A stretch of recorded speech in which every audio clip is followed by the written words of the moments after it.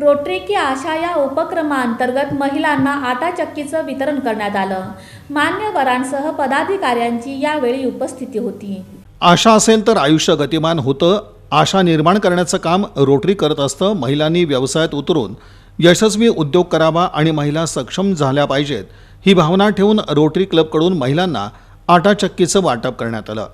याप्रसंगी मान्यवरांची उपस्थिती होती। आज आमच्या इकडे जो कार्यक्रम पार पडला आहे आटा चक्की वाटपचा, सोलापूरमध्ये ज्या गरजू महिला आहेत, सिंगल मदर आहेत आणि त्यांना व्यापाराची थोडाफार हातभार लागावा या उद्देशाने आमच्या पूर्ण सोलापूर कॉप्स परिवारातर्फे हा कार्यक्रम राबवण्यात आला। सोलापूर शहर इथले जे सेक्रेटरी आणि अध्यक्ष आहेत त्यांचा हा सगळ्याचा मिळून कार्यक्रम होता।